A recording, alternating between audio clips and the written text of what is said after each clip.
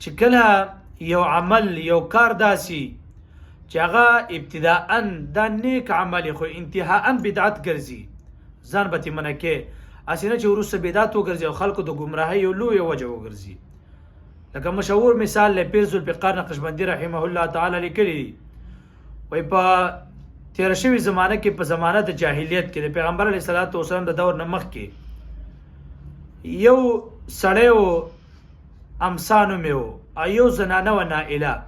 د دې سړي او د دې ښځې ناجایز تعلقات و فرینډشپ و یارانې و دوستانې وه. دې دواړو اراده وکړه حرم شریف ته راله.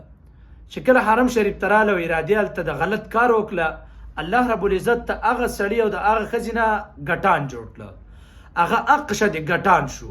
سړی و په ځي باندې جام شو، ګټ ترې جوړ شه. زنانه وه په ځي باندې جام شوه، کاڼی یې ترې جوړ شه، ګټ ترې جوړ شه. په هغه شانتې و. خلک را جمع شو، یو سوچ یې وکړه، ویې چې دې له به موږ داسې سزا ورکوو، داسې چې تر قیامت ورځې پورې خلک یاد ساتي، داسې سزا به موږ دې دواړو له ورکوو. چا به وې ماته وې، چا به وې ټوکړې ټوکړې به یې کړو، مختلفې مشورې وشوې. لیکن بعضې خلکو ووې حج وایي دا به خلک د همیشه به کوي او د قیامت ورځې پورې کېږي، بیت الله شریف دا نه خالي کېږي د خلکو نه. داسې چل به وکړو چې دا نائله او دا امسا، دا زنانه او دا سړی یو په صفا غونډۍ باندې کې ودرو، یو په مروه باندې. دا خلک چې کله منډه وهي نو چې کله صفا ته ورسي نو هلته دوی له ګزار وکوي، چې کله مروه ته راورسي نو دلته له ګزار وکوي. جو په دې باندې اتفاق وشه چې یو په صفا باندې کېږي، بل په مروه باندې، خلک به په چپړو باندې په کاڼو باندې ولي، او دا عمل به قیامت پورې جایي، دا به ذلیل او رسوا شي. دا دواړه دا عمل خلکو وکړو، په دې باندې اتفاق وشه. چې کله هغه پیړۍ ختمه شوه، دویمه پیړۍ شروع شوه، نو قدرت ته ګوره خلک ګڼ شه.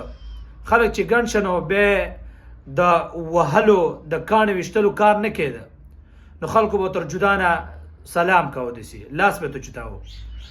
بیا چې هغه پیړۍ ختمه شوه، درېیمه پیړۍ راله. درېیمه پیړۍ خلکو ووې چې دا کیدای شي چېرته بزرګان تېر شوي یا نیکان تېر شوي، ځکه زموږ مشرانو په صفا او په مروه باندې ایښی ودري. هغه ځای نه خلکو بیا عبادت شروع کړه.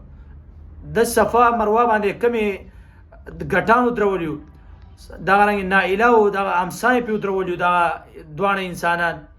هغه ځای څلورمه پیړۍ چې را نو خلکو ووې وایي دا به چېرته بزرګان دي، دا زموږ